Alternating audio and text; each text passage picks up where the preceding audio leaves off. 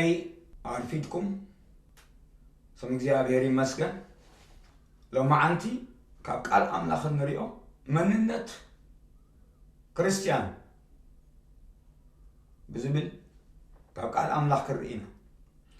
هذا بكرسوس زعمني منفسه من النتو سعن مفلاتو حوسواس مردع حوسواس نابراخ نبر يخيل يمو من النت كمفلات أقداسي سلازي بزعبا من النت كريستيان بزبل أرستي كاقال أملاخ كرئينا ما بقى مرتنا رومي معراب حموشتي كسع شمون تزلو حلف إلى خريئة كالي أي قرنطس معراب حموشتي وانجيل يوحنس معراب حدن معراب سلستن كرئينا مو زيابير كمهرنا كنسلينا قدوس أبو بيسوس كريستوس سمي مسكنا كاللخو كبر خلو نعخا يخون زيابير نهزبخا بقالكا كتب بارابرون كتتسون منفساو مننتون لكعون كفلت بأمنت دما خصوبهم كخلسي نفس وقفنا بتقدس قالك اختبر حالنا يسلي اللهو زمن صبق فؤادك أو نفس وقفنا سلة تقبرن بذا استمهر صبق منفسك سلة تمهرنا يمسكنك اللهو كابزل العالم نزل العالم تقدسهم كاي بارخ آمين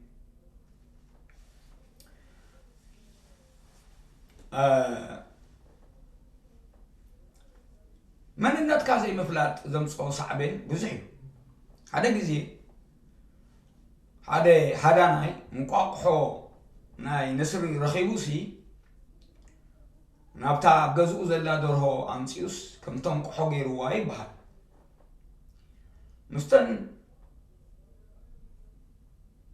ناي درهو مقاقحو مسأن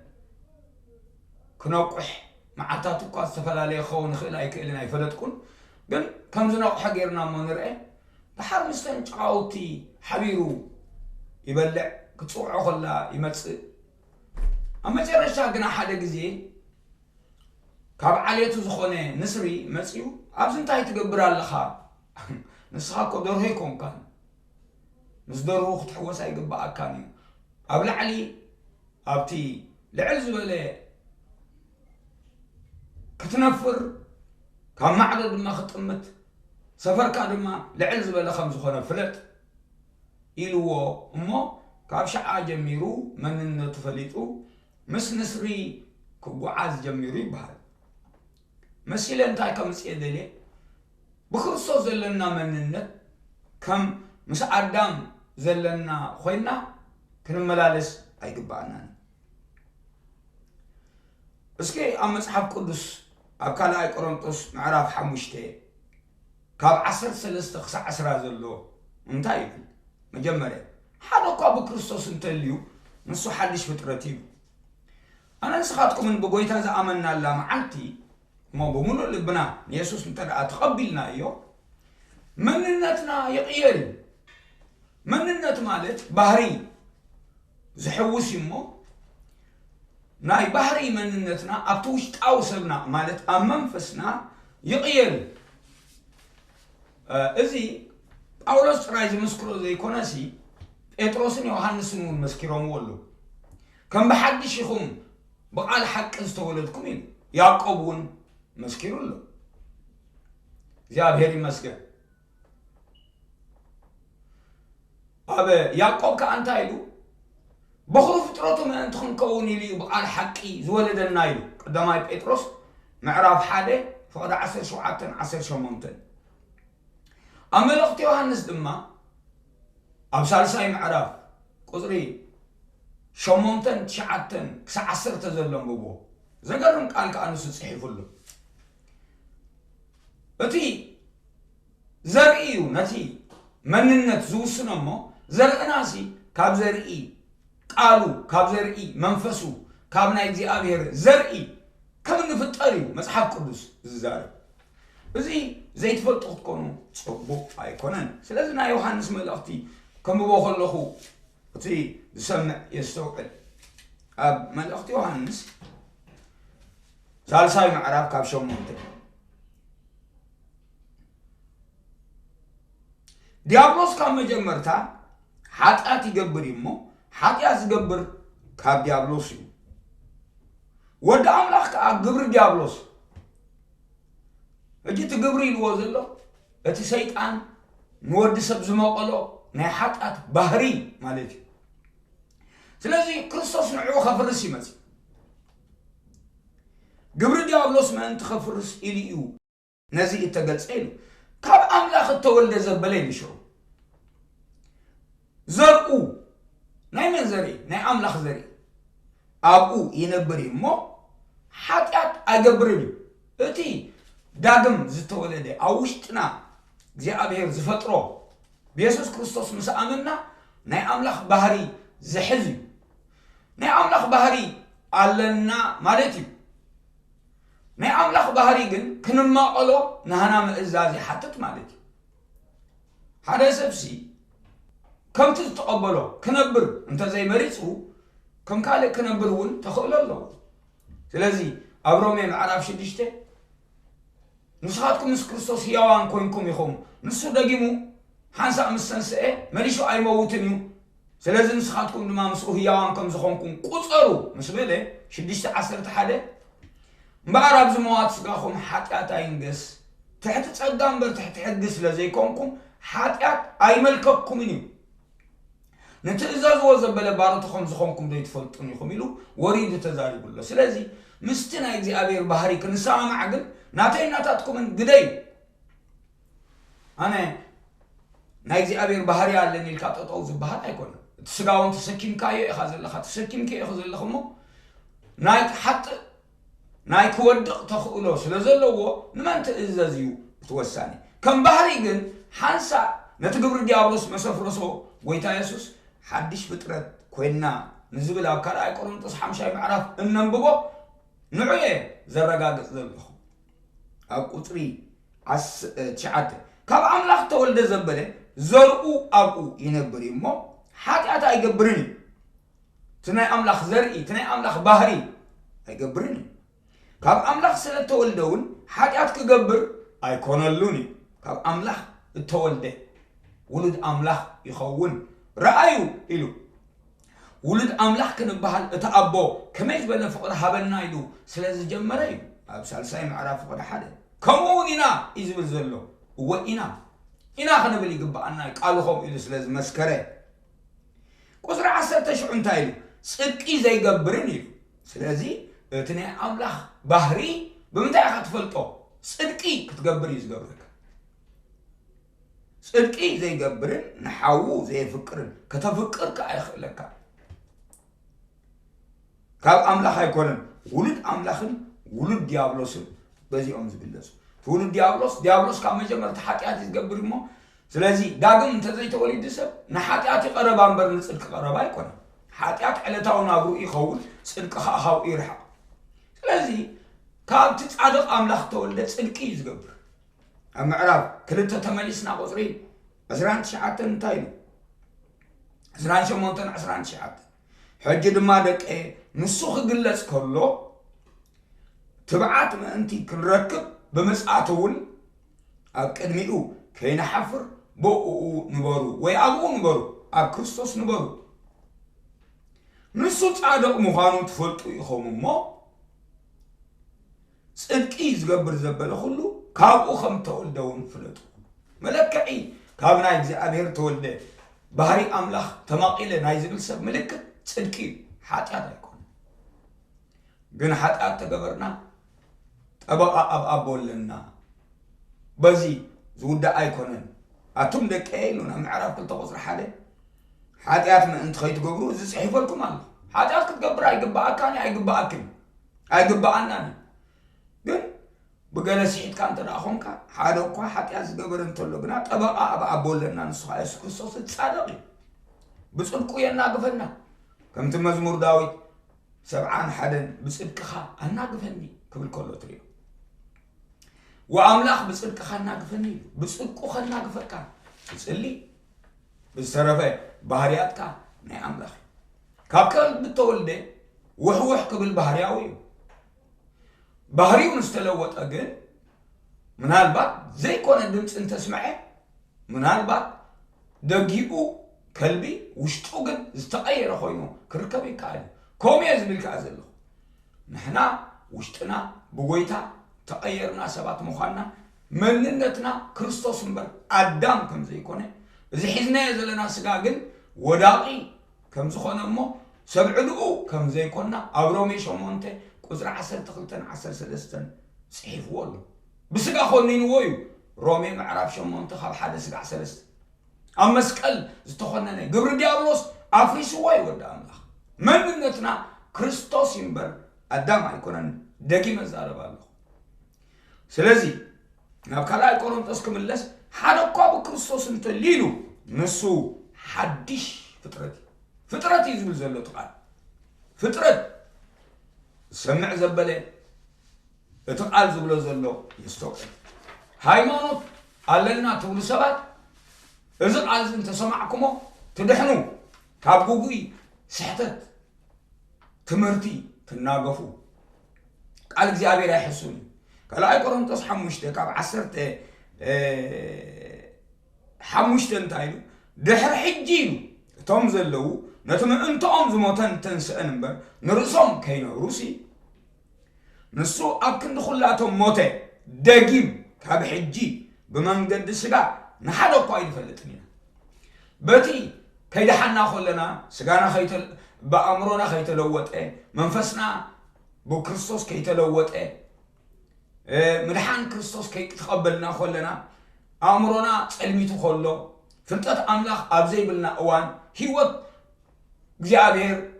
ኢየሱስ ክርስቶስ ከይተቀበልና ታይወት ዘለዓለም ከለና ማለት እዩ ደጊም ካብ ሕጂ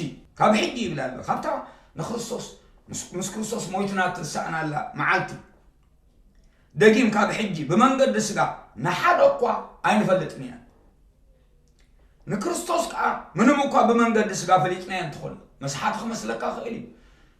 ንጳውሎስ ብመንገዲ ስጋ በቲ ሰባት ዝመሃርዎን ባዕሉ ብዝገመቶን መስሓት ኮይኑ ይመስሎን እዩ ኣብ መንገዲ ደማስቆ ብጸዳል ብርሃን ዝተገልጸሉ ግና ንሱ ብመንገዲ ስጋ ዝፈልጦ ዝነበረ ኢየሱስ ዘይኮነስ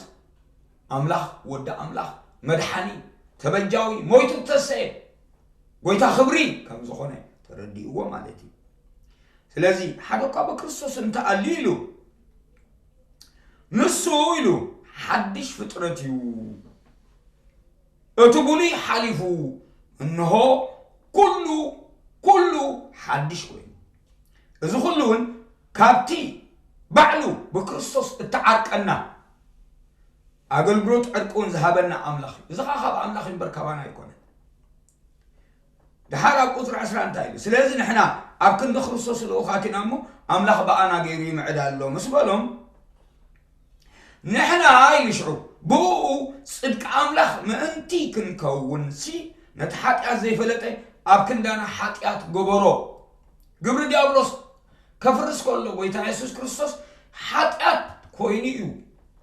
ካብ መርገም ሕጊ ካብ ሓይሊ ሓጢአት ካብቲ ዲያብሎስ ኣብ ኣካላትና ኣቐሚጥዎ ዝነበረ ባህሪ ኣናጊፉና ጽድቂ ዝገብር ባህሪ ኣለና ጽድቂ አምላኽ ተቀቢልና ኢና ባህሪ አምላኽ ተቀቢልና ኢና ስለዚ ኣብ ካልኣይ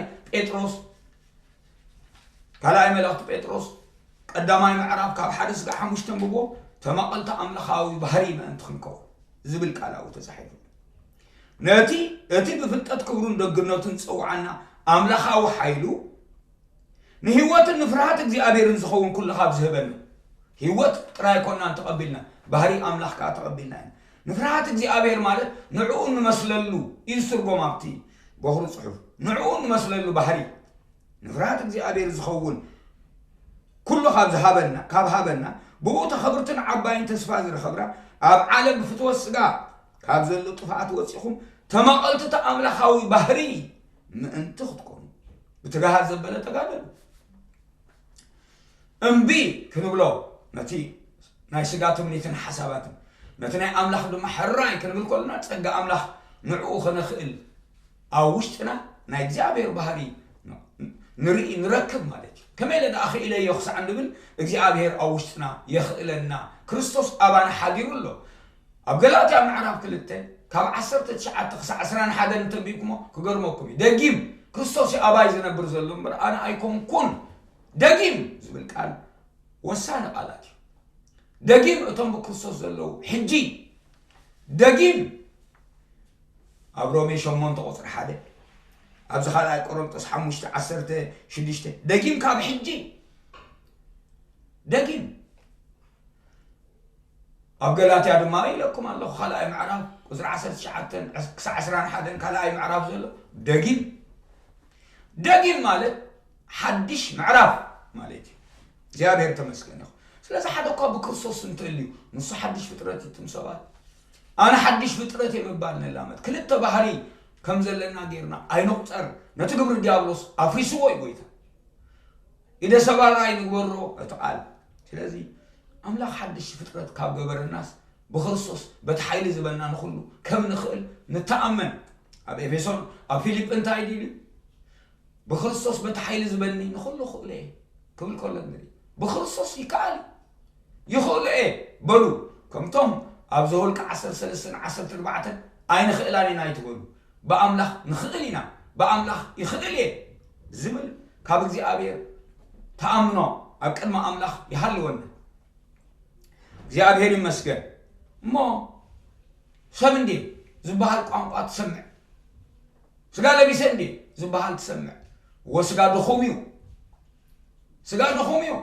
كما قلنا خمن نصل خمان عين فلتنينا منفس كنا ندخامنا يدقفو يزبل صقا املاح كنا دقفني يزبل كريستوس كنا اخالني يزبل مسحف قدس ስለዚህ እግዚአብሔር ተመስገን ይሁን እሞ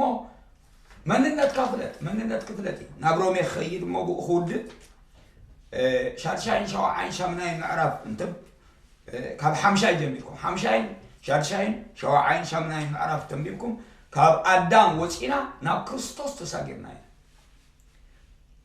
انا نحقو غندويني نساتكم كا ጨናፍሪኹ ኣብቲ ጉንዲ ዘሎ ጨንፈርሲ ተመቃለ ናይቲ ጉንዲ ይዝኸውን ስለዚህ ንሕና ኣብ ክርስቶስ ዘለና ጨንፈር እምበር ካብ ኣዳም ዝመጻና ጨንፈር ኣይኮን بخصوص مسدحنا ازي كنستوعل املاخ يدقفنا يدقفكم يدقفني كاب حمشاي معرف كاب حسرت خلتن ببو كلتا سبقوت او ينصاصر ادامن كريستوس ስለዚህ اب كريستوس ينازلن مو ጸጋ املاخ كاخلنا اي مسبلس مو بحق ادونسنا يا ايفال موتنا بينا نحنا ارغي سبنا تسقيلو كني حق اسغام انت خطف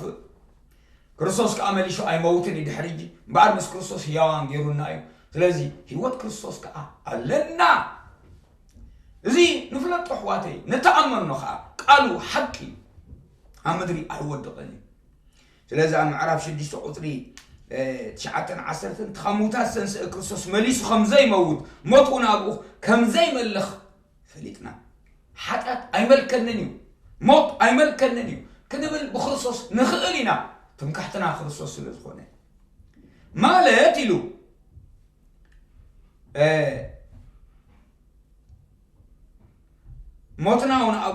موتنا ابو خمزي ملخ فليتنا نحنا يلشعنا بانا مسيو مس كريستوس كاب موتناس مسعود ما بهوات كم اننبر مسبله استوعب نأمن الله نايلو ناي امنت قداي كتأمن كتكلالك كتأمن كتكلالك امنت دما خمس معي مسل انه سمعوا زلنا قال ازي كاب سنكسار يمصني امنت كاب قال املاح كاب كريستوس بحوارياتن كاب افو كريستوس تزاربون طراي يمص نحنا مس كريستوس كاب موتناس مسؤول دما بهيوت كم اننبر نأمن علونا يا بهري مسكن مالك موت حنسا نخل جزية كاب حقيقة زموته هيوتو بنا نأملاخ يزنبر ስለዚህ አምላክ ከነበር ነخليا أو كريستوس نمبر كمون ما نسخاتكم كاب حقيقتكم زموتكم بكريستوس يسوس جنا نأملاخ يوان كم زخونكم رؤسكم قصروا نتمنيتو خيت اززو ابزموات سغاخم حقيقت اينغسيلو ስለምንታይ እቲ ባህሪ ስለተቀየረ ተኽእሎ ስለዘሎ ተጸጋ እምበር ትሕቲ ሕጊ ስለዘይኮንኩም ማለት ኣብ ጸጋ ተገዚእኩም እትነብሩ እምበር ኣብ ሕጊ ተገዚእኩም እትነብሩ ኣይኮንኩምን እቲ ኣብ ክርስቶስ ዘሎ ጸጋ ኣብ ውሽጥኩም የኽእለኩም እዩ ዝብል ዘሎ ከም ሞይቶም ሰንስኡ ርእስኩም ንኣምላኽ ወፍዩ እምበር ንኣካላትኩም ሲ ኣጽዋር ዓመፃን ሓጢኣት ኣይትግበርዎ ንኣካላትኩም ሲ ኣጽዋር ጽድቂ እግዚአብሔር ጥቀመሉ ኣቑሑት ንኣምላኽ ደኣ ግበርዎ ይብለና እምበር ንጎይታ ንገዛ እዩ ነቲ እግዚአብሔር ዝሃበና ባህሪ ንፍለጦ ፈሊጥና ድማ ክንጥቀመሉ ናይ እምነት ውዕዞ እዩ ስለዚ ናይ ባህሪ ለውጥ ከም ዝገበረልና ኣብ ዮሐንስ ምዕራፍ 1 ምዕራፍ 3 አንብቤ ኩዴ ወንጌል ዮሐንስ ምዕራፍ 1 እንታይ እዩ ዝብለና መጽሓፍ ቅዱስ ናብቶም ናቱ መጽአዩ ቁጥር 10 11 12 13 ዘ ካብ 10 13 ወንጌል ዮሐንስ ምዕራፍ 1 ናብቶም ናቱ መጽአዩ ቶም ናቱ ግና ይተቀበልዎ ነቶም ተቀበልዎ ዘበሉ ሁሉም ብስሙ ንዝኣምኑ ግና ውልድ ኣምላኽ ክኾኑ መሰል ሓቦም እዚ ናይ ሃይማኖት ጉዳይ ኣይኮነን ንኾተሊኽ ኣይበለ ንኦርቶዶክስ ኣይበለ ንኸንሻ ኣይበለ ነቶም ተቀበልዎ ዘበሉ ኩሎም ብስሙ ንዝኣምኑ ግና ውልድ ኣምላኽ ክኾኑ ካብ ኣምላኽ ተመቕሉ ባህሪ እግዚአብሔር ዘለዎም ክኾኑ መሰል ሓቦም ምስ በለ ንሳቶም ካብ ኣምላኽ እምበር ካብ ደም ወይ ካብ ፍቃድ ስጋ ወይ ካብ ፍቃድ ሰብኣይ ዘይተወልዲኦም ማለት ባህሪዮም ተቀይሩ እዩ ዝብዘሉ ክብሪ ንስሙ ይኹን እዚ ብምስክር ናይ ምዕራፍ 3 ስግሪልና ክሪኦ ንኽእል ኢና ካብ ላዕሊ ዘይተወልደ ንመንግስቲ ኣምላኽ ክሪኣ ዝኽእል የለን ኢልዎ ንኒቆዲሞስ ኢየሱስ ክርስቶስ ሳልሳይ ምዕራፍ ወንጌል ዮሐንስ ካብ 3:8 ድሓር بحق بلك اللهم سبحانه نيقوديموس كا نسب كمس أرجع كولد كميلو إيو زخونلو مني سدنا كرس ديو أتي كولد يكالي بلو يسوع ملسه بحق بلكم الله كما إن منفسن أنت زي تولده أمم بس أملاك كأتو زخيل يلبو بحرياتك بلدتك أخاتم صو سبسي ካብ ኩሉ ዳትሒዚ ባህሪ ዘምጽምበር መስዓበ ባህሪ አይጥርን ባህሪሲ በመንገድ ልደት አብልካዩ ዝርከብ ስለዚ ካብ አምላክ ክንውለድ ተራ ኮይና ድማ ባህሪ እግዚአብሔር ሒዝና ኢና ንውለድ ማለት እዩ ካብ ሰብ ተወልደ ባህሪ ሰብ ሒዚ ይውለድ ካብ ከልብ ተወልደ ባህሪ ከልቢ ሒዚ ይውለድ ካብ በጊዕ ተወልደ ባህሪ በጊዕ ሒዚ ይውለድ ካብ ነብሪ ተወልደ ነብሪ ባህሪ ነብሪ ሒዚ ይውለድ ካብ ሰብ ተወልደ ባህሪ ሰብ ሒዚ ይውለድ ካብ አምላክ ተወልደ ባህሪ እግዚአብሔር ሒዚ ይውለድ አስተውዕል ኢየሱስ መለሰ በሐቅ ብለኩም አለሁ ካብ ማይ መንፈስ እንተ ዘይተወልደ ኣብ መንግስት አምላክ ከኣቱ ዝኽእል የልቦም ካብ ስጋ ተወልደ ይሽሩ ስጋ እዩ ካብ መንፈስ ተወልደ ከዓ መንፈስ እዩ መንፈሳዊ ባህሪ ዝተለወጠ ሰብ ይኸውን ካብ ላዕሊ ክትውለዱ ብግዲ እዩ ስለዝበልኩኻ ኣይትገረም نفاس نابدلي نفس دايود ما تسمع كابي كم زمتص نابي ون كم زخيد كنا ايتفلطني خا تخمن فس تولد زبل دما كوم اويو نفاس هايرئل كم تلوت كحمير كاتفلط اب غبر خا خات تفلطو غبر خا يتلوت صنحك كايدا خايلوت اتحساسبا خايلوت املخا خطا خايلوت يا ابهر استمسجن يكون اذن ترى فلطنايو ابرومي اسميرو لو شامنا معرف بو كنودئنا انت ابيري مسجن رومي شامنا معرف قدم حجون على اليون يرجل سفرا اب شامنا معرف انتايلو له قطري شعاتن عسرتن انتايلو اتم بسغا زلو ناملاح كسمرو ايكون لمنيو مسبله قطر شعات نسخاتكم غنا اليوم نتم امنتي ابرومي زلو حوال